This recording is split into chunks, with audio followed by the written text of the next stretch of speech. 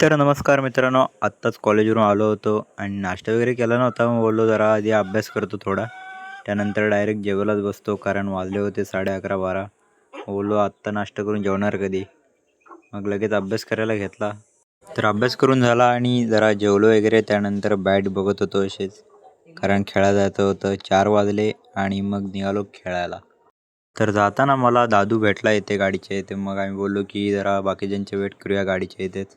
मग आम्ही गाडीच्या इथे बसलो होतो. त्यानंतर हळूहळू रिषभ, दर्शील हे दोघं आले. नंतर हळूहळू पोरं जमतच होती.